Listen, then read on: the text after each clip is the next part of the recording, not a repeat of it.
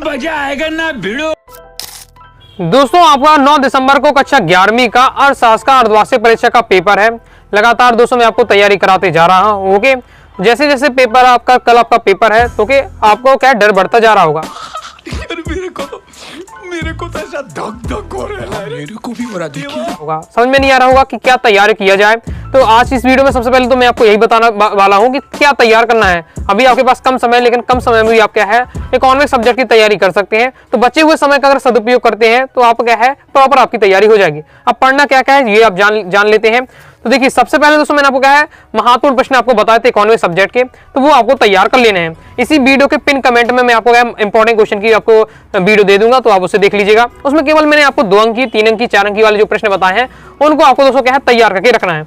Okay, अब इनका solution अगर प्राप्त करना चाहते हैं, सेकंड में दोस्तों मैंने आपको अर्धवार्षिक का जो आपका पेपर बताया है पार्ट 1 और पार्ट 2 वाली वीडियो आई है, इन 2 वीडियो को आपको देख लेना है। तो इसमें बहुत सारे क्वेश्चन का मैंने सॉल्यूशन कवर करा दिया है। कुछ क्वेश्चन का और सॉल्यूशन रहेगा तो आपके अपने हिसाब से तैयार कर लीजिएगा। तो मैंने आपको जो इंपॉर्टेंट क्वेश्चन वाली वीडियो में जितने क्वेश्चन बताए वो तैयार कर लेना है। ओके, इसके साथ ही सॉल्यूशन के लिए आपका है पूरा हाफ ईयरली वाला पेपर मैंने आपको सॉल्यूशन करवाया है, वो आपको देख लेना है। एक एक क्वेश्चन को मैंने आपको, इससे आपको क्या है पूरा पैटर्न पता चल जाएगा। साथ ही आपको इंपॉर्टेंट क्वेश्चन के साथ सॉल्यूशन के साथ बताया है, समझाया है, वीडियो जाकर जो देखिएगा। ओके, इसके बाद अब दोस्तों आपके वस्तुनिष्ठ रह जाते हैं। पेपर में दोस्तों आपके 32 नंबर के वस्तुनिष्ठ आते हैं। तो जो मैं आपको पेपर में ये वस्तुनिष्ठ आपको बताए थे, तो ये तो आपको तैयार करके रखना है, लेकिन ये पर्याप्त नहीं है क्योंकि क्या है इकोनॉमिक्स सब्जेक्ट का पेपर है। ओके, तो वस्तुनिष्ठ आपके और घुमा के आ सकते हैं, तो आपको और वस्तुनिष्ठ की प्रयास करना है, प्रैक्टिस करनी है। तो इस वीडियो में मैं आपको बताने वाला हूं। तो इस वीडियो में आपको मैं कंप्लीट वस्तुनिष्ठ प्रश्न उत्तर बता दूंगा एक ही वीडियो में आपको कंप्लीट वस्तुनिष्ठ की प्रैक्टिस करा दूंगा। आपके सही विकल्प हो जाते, रेगिस्तान हो जाते, सही जोड़ियां हो जाते, एक वाक्य सब कंप्लीट करा दूंगा।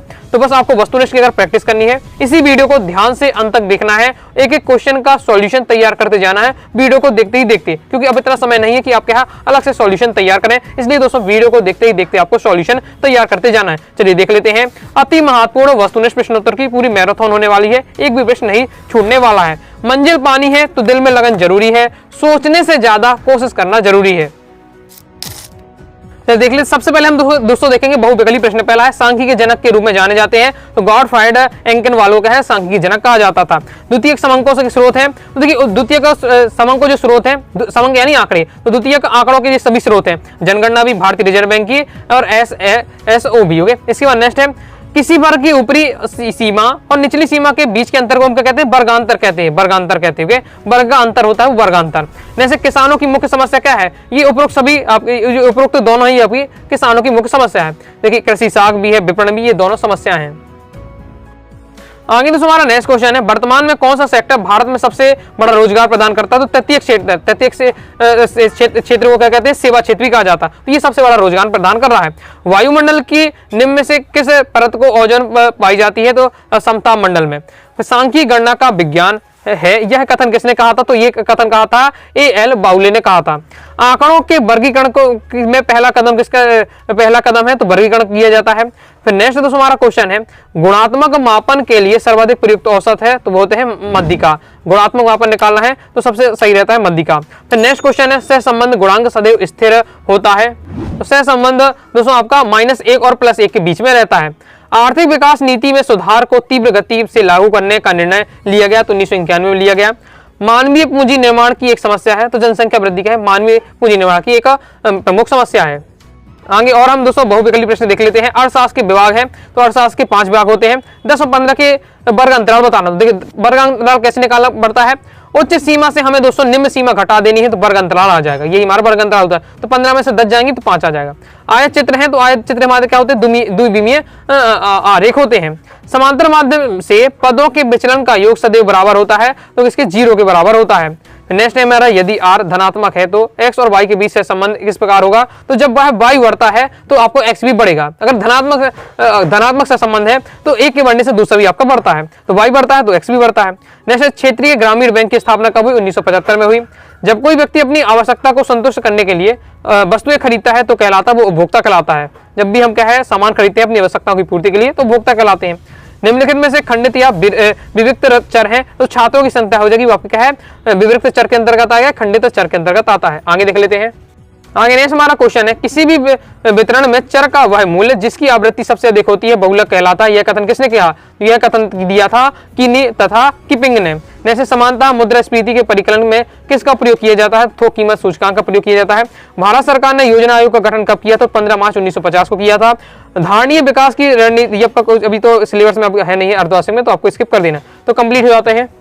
अब दोस्तों आ जाते हैं किसानों की पूर्ति कीजिए। श्रृंखला में सबसे अधिक बार है वो बहुलक कहलाता है। श्रृंखला में सबसे ज्यादा बार जो चीज आती है वो बहुलक कहलाती है।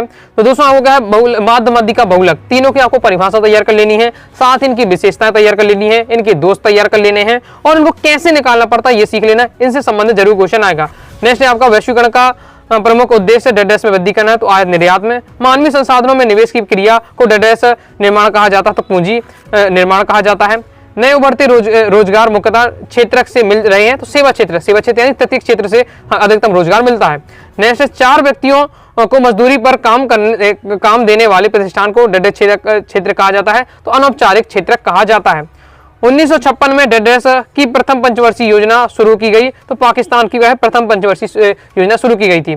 सांख्यिकी डेडेस का विज्ञान है, इसका राइट आंसर हो जाए अनुमान और संभावना का क्या विज्ञान है। आगे देख लेते हैं।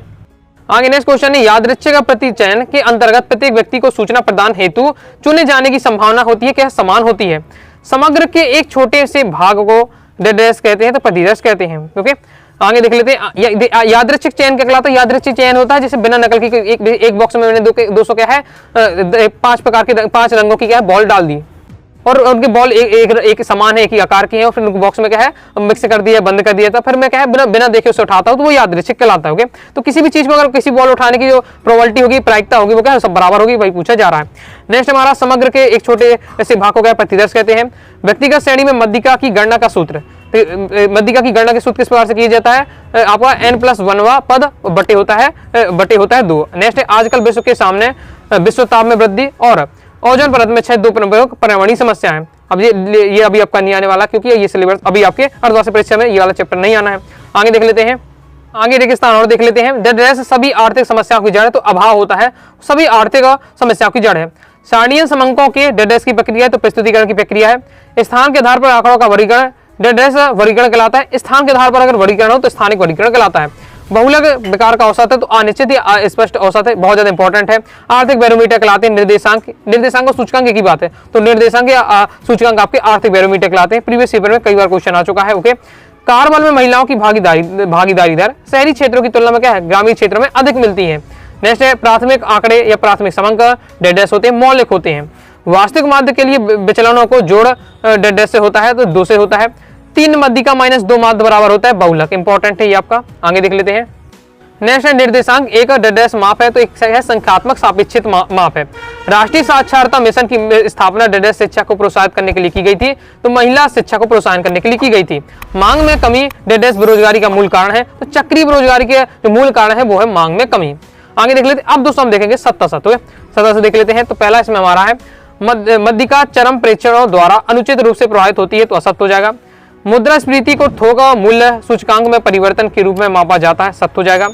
सतत विकास पर्यावरण के संरक्षण का पर्याय है, सत्य हो जाएगा। HDI एक मुख्य 3 घटक होते हैं, ये भी सत्य है। भारत का मानव विकास सूचकांक चीन की तुलना में बेहतर है, तो ये असत्य हो जाएगा, क्योंकि चीन की तुलना में बेहतर अभी नहीं है। भारत भौगोलिक दृष्टि से दक्षिण एशिया का सबसे बड़ा देश है, बिल्कुल सत्य हो जाएगा। सांख्यिकी जांच से आशय समंकों का एकीकरण से है, तो बिल्कुल सत्य हो जाएगा। सूचक स्वयं प्रश्नावली भरते, तो ये भी सत्य हो जाएगा, प्रीवियस पेपर में आ चुका, पिछली में वार्षिक परीक्षा में आ चुका है। सारणीयन का आधार वर्गीकरण है, तो बिल्कुल सत्य हो जाएगा। अंकगणित माध्य केंद्रीय प्रवृत्ति का सबसे अधिक इस्तेमाल किए जाने वाला माप है, तो ये आपका बिल्कुल सत्य हो जाएगा, मतलब माध्य का सबसे ज्यादा प्रयोग होता है। सह संबंध गुणांक हमेशा सकारात्मक होता है, तो ये दोस्तों आपका असत्य हो जाता है, क्योंकि नकारात्मक भी जाता है। इसके आगे है नेक्स्ट, निर्देशांक की रचना करते समय आधार वर्ष का चयन उत्पादन वृद्धि का आधार पर किया जाता, तो ये आपका असत्य हो जाएगा। आगे देख लेते सत्य मध्यिका में पदों के विचलनों का योग 0 होता है, असत्य हो जाएगा। समांतर माध्य सभी पद मूल्यों पर आधारित होता है, बिल्कुल सत्य हो जाएगा। समांतर पद में हम कैसे निकालते हैं, जितने भी हमको पद दिए रहते हैं सभी का योग करते हैं और जितनी संख्या रहती है उनका भाग लगा देते हैं। इसमें हम क्या कर रहे हैं, इसमें हम सभी पद का क्या है, सभी पद के मूल्य ले रहे हैं, ये इसलिए आपका सत्य हो जाएगा। बहुलक वह मूल्य होता है जिसकी आवृत्ति बहुत अधिकतम होती है, तो ये भी आपका सत्य हो जाएगा। बहुलक में क्या होता है, जो आपके जो दिया होता है श्रेणी, उसमें जो सबसे ज्यादा बार है वो बहुलक कहलाता है। क्योंकि मतलब जो सबसे ज्यादा बार है, जिसकी आवृत्ति ज्यादा, वो आपका बहुलक। मानवीय पूंजी से उत्पादकता में कमी होती है, असत्य हो जाएगा। शिक्षा स्थानांतरण तथा सूचना पर खर्च मानव पूंजी का निर्माण के स्रोत है, सत्य हो जाएगा। चीन अब एक खुली अर्थव्यवस्था में परिवर्तित हो गया, बिल्कुल सत्य हो गया है। नेक्स्ट है दंड आरेख के दंडों की चौड़ाई एक समान होना जरूरी नहीं है, आपका असत्य हो जाएगा, क्योंकि होना जरूरी है। जो दंड आलेख हम बनाते हैं उसमें एक से लगना चाहिए, नहीं तो कोई बहुत मोटा लगेगा, कोई बहुत पतला लगेगा। ओके, नेक्स्ट है श्रृंखलाओं की तुलना के लिए मात्र औसत ही पर्याप्त नहीं है, तो ये आपका सत्य हो जाएगा। आर्थिक विकास में कृषि विविधीकरण का महत्वपूर्ण योगदान है, ये दोस्तों आपका सत्य हो जाएगा। आगे नेक्स्ट क्वेश्चन है, मौसमी बेरोजगारी शहरी क्षेत्रों में पाई जाती है, तो ये आपका असत्य हो जाएगा। ये भी आपका क्या है, प्रीवियस पेपर में आ चुका है आपका। ओके, इसी वार्षिक परीक्षा में। महान सर्वहारा सांस्कृतिक क्रांति का प्रारंभ भारत से हुआ, तो आपका सत्य हो जाएगा। ओके, वर्ष 2010 में चीन की जनसंख्या 124 करोड़ की लगभग थी, तो ये आपको बिल्कुल सत्य हो जाएगा। सही जोड़ियां देख लेते हैं किस बार से आपको रहने वाली है, आपका दिया हुआ है। जैसे कैब ड्राइवर है, तो कैब ड्राइवर हमारा क्या है, सेवा प्रदाता, सेवा देने वाला है। वृत्त चित्र होते हैं, ती हो जाए तो हमारा त्रिविमीय होते हैं। पार्श्व कीमत सिद्धांत हो जाएगा दोस्तों हमारा, ये आपका फॉर्मूला होता है। GATT क्या हो जाएगा हमारा, इसका राइट आंसर है प्रशुल्क एवं व्यापार का समान समझौता। इसके बाद नेक्स्ट है धारणी विकास की माप, तो यह हरित राष्ट्रीय आय, लेकिन धारणी विकास वाला भी टॉपिक आपका नहीं आएगा, अर्धवार्षिक परीक्षा में नहीं है। वन कटाई रोको आंदोलन, तो ये दोस्तों आपका क्या हो जाने वाला है, चिपको आंदोलन। और चीन में आर्थिक सुधार हुआ है, तो आपका 1978 में हुआ है। आगे देख लेते हैं, नेक्स्ट इस बार से दिया हुआ है आपका सही जोड़ी। गुणात्मक माप के लिए उपयुक्त है, तो ये हो जाएगा दोस्तों आपका आदर्श औसत। केंद्रीय प्रवृत्ति की माप हो जाएगा दोस्तों आपका समांतर माध्य। सह संबंध हो जाएगा दोस्तों हमारा काल पियर्सन। सह संबंध की दिशा का ज्ञान तो प्रकीर्णन आलेख से होता है। भारत में वर्तमान जीवन प्रत्याशा से हो जाएगा, इसका राइट आंसर हो जाएगा दोस्तों हमारा 65 वर्ष है जीवन प्रत्याशा। उत्पादन गतिविधि में सहभागी जनसंख्या का प्रतिशत, ये हो जाएगा सहभागिता दर। पाकिस्तान में आर्थिक सुधार, ये दोस्तों हो जाएगा 1988। आगे देख लेते हैं, आगे सही जोड़ी और देख लेते हैं। बहुलक है, तो बहुलक को हमें मिला देना है दोस्तों आपका अधिकतम आवृत्ति वाला। R=0 आपका क्या होता है, तो R=0 से संबंध की अनुपस्थिति में होता है। R+1 होता है दोस्तों आपका पूर्ण से संबंध होता है। महान डिवाइसेस वर्ग होता है, ये दोस्तों आपका 1981 में। विश्व व्यापार संगठन यानी WTO की स्थापना कब हुई थी, 1995 हुई थी। भारत में आर्थिक सुधार कब हुआ, 1991 में हुआ। नाबार्ड की स्थापना 1982 में हुई। आगे है स्थैतिक मान है, ये दोस्तों आपका हो जाएगा मध्यिका है। कोटा हो जाएगा इसका राइट आंसर आयात की जाने वाली मात्रा। फिर नेक्स्ट है हड़प्पा सर मंडी हो जाएगा दोस्तों आपका पुणे में है। अर्थव्यवस्था में उतार चढ़ाव के कारण उत्पन्न बेरोजगारी को हम क्या कहते हैं, चक्रीय बेरोजगारी कहते हैं। अक्षम संसाधन हो जाएगा पेड़ मछली पानी। नेक्स्ट 2013 में सेवा क्षेत्र में भारत का योगदान, तो ये था दोस्तों आपका 57%। आगे नेक्स्ट है भारत में जीवन प्रत्याशा कितनी है, तो 66 वर्ष। ओके, तो भारत में जीवन प्रत्याशा 65 से, अब पहले वाले 65 वाला इसमें 66 आपका लगभग है। ओके, आगे देख लेते हैं। तो आगे बढ़ने से दोस्तों बताना चाहूंगा, अगर दोस्तों आप कक्षा 11वीं अर्थशास्त्र इकोनॉमिक्स सब्जेक्ट की प्रॉपर तैयारी करना चाहते हैं, all chapter important question answer, all chapter objective question answer प्राप्त करना चाहते हैं, PDF आपको दिया जाएगा। साथ ही model paper solution, previous year paper solution दिया जाएगा। पूरा जो हमारा मटेरियल टाइप करके आपका तैयार किया गया है कई महीनों की मेहनत के बाद। तो कोर्स को दोस्तों ज्वाइन करने के लिए 90 39 53 44 89 इस दिए व्हाट्सएप नंबर पर मैसेज करके कोर्स के बारे में जानकारी ले सकते हैं, कोर्स को ज्वाइन कर सकते हैं, जिससे आप क्या है आगे अभी आपके अर्धवार्षिक परीक्षा के बाद आपकी मेन जो वार्षिक परीक्षा है उसकी आपकी प्रॉपर तैयारी हो जाएगी। अब दोस्तों हम देख लेते हैं, एक शब्द एक वाक्य में उत्तर रह जाते हैं, देख लेते हैं। अनुसंधानकर्ता द्वारा संग्रह किए गए समग्र किस प्रकार के होते हैं, तो प्राथमिक होते हैं, क्योंकि वो स्वयं अगर एकत्रित कर रहा तो प्राथमिक, किसी के माध्यम किसी दूसरी संस्था के माध्यम से आंकड़े ले रहा तो वो द्वितीय आंकड़े कहलाते हैं। अंकगणित माध्य के द्वारा निरूपित किया जाता है, तो एक ऊपर एक बार लगाया जाता है, वो इस पर दर्शाया जाता है। भारत माध्यों का समांतर माध्य क्या होता है कहलाता है, तो भारत समांतर माध्य कहलाता है। भारत में जो शिक्षा का पिरामिड है बहुत नुकीला है। HDI का पूरा नाम क्या है, ह्यूमन डेवलपमेंट इंडेक्स यानी मानव विकास सूचकांक। इसके बाद नेक्स्ट है, ये मैं आपको क्वेश्चन बता ही चुके तो पहले ही प्रैक्टिस करा दी थी। यह एक वित्तीय वर्ष में कम से कम 100 दिनों की मजदूरी रोजगार गारंटी प्रदान करता है, तो वो कौन सी योजना है, महात्मा गांधी राष्ट्रीय ग्रामीण रोजगार गारंटी अधिनियम, जिसे हम क्या मनरेगा शॉर्ट में कहते हैं। नेक्स्ट है आपका किस देश में एक बच्चे की नीति की घोषणा की गई है, चीन में। इसके बाद नेक्स्ट है 40 50 55 75 60 समांतर माध्य ज्ञात करो। कैसे निकालना पड़ता है, जितने भी आपको ये दिए हुए हैं नंबर इन सबको आपको सम कर देना है और इनकी जितनी संख्या उसको आपको भाग कर देना है। सभी को आप जोड़ेंगे तो 280 आएगा। कितने हैं, 1 2 3 4 5 है तो 5 का भाग लगा देना है। 56 आ रहा तो 56 आपका समांतर माध्य होगा, ऐसे आपको निकालना पड़ता है। विश्व व्यापार संगठन की स्थापना हुई 1 जनवरी 1995 में। मनरेगा का पूरा नाम राष्ट्रीय ग्रामीण रोजगार गारंटी योजना। नेक्स्ट काटो एवं जलाओ का संबंध किससे है, तो स्थानांतरित कृषि से है। संसाधनों का वैकल्पिक प्रयोग किस समस्या का जन्म देता है, पर्यावरण प्रदूषण को जन्म देता है। GDP का आपको पूरा नाम बताना है, तो ग्रॉस डोमेस्टिक प्रोडक्ट यानी सकल घरेलू उत्पाद। स्वर्णिम चतुर्भुज योजना किसके संबंधित है, तो यातायात से। आगे नेक्स्ट है समांतर वक्र, सामान्य वक्र का आकार कैसा होता है, तो घंटाकार होता है। मध्य का कौन सा चतुर्थ के द्वितीयक है? सहसंबंध का एक गुण होता है चरों के मध्य संबंधों का एवं दिशा का जानना। जैसे सूचकांक तकनीक का विकास सबसे पहले किसने किया था? तो काली ने किया था। लोहा एवं इस्पात कंपनी की स्थापना कहाँ की गई थी? तो जमशेदपुर में की गई थी। बेरोजगार श्रम क्या है? तो श्रम बल एवं कार्यबल का अंतर है। चीन का मुद्रा का नाम क्या है? तो रेमिन्स है, जैसे चाइनीज युआन कहा जाता था। ओके, नेक्स्ट है विचलन किस माध्य से लिया जाता है? तो कल्पित माध्य से लिया जाता है। निर्देशांक किस प्रकार के अध्ययन को संभव बनाता है? तुलनात्मक अध्ययन को संभव बना देता है। नेक्स्ट हमारा निजी क्षेत्र द्वारा सार्वजनिक क्षेत्र के उद्योगों पर पूर्ण रूप से स्वामित्व प्राप्त करना निजीकरण कहलाता है। उदारीकरण का एक उपाय लिखिए। तो उद्योगों में पूंजीगत निवेश की सीमा को बढ़ा देना। मानव पूंजी का एक महत्व बताइए। तो उत्पादकता में वृद्धि करना। नाबार्ड का पूरा नाम है तो कृषि एवं ग्रामीण विकास का राष्ट्रीय बैंक। आदर्श बेरोजगारी कहाँ पाई जाती है? तो ग्रामीण क्षेत्रों में पाई जाती है। ये बहुत ज्यादा इंपॉर्टेंट है, प्रीवियस ईयर में आ चुका है। तो इस प्रकार से दोस्तों मैंने आपको कंप्लीट वस्तुनिष्ठ कवर करा दिए हैं।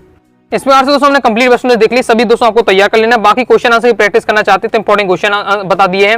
और ओके दोस्तों, आपके इसके पेपर के सॉल्यूशन के माध्यम से मैंने क्वेश्चन बता दिए। पार्ट 1 पार्ट 2 वाली वीडियो देख लीजिएगा तो क्वेश्चन आपकी तैयारी हो जाएगी। बाकी जो वस्तुनिष्ठ बताए आपको तैयार कर लेना है।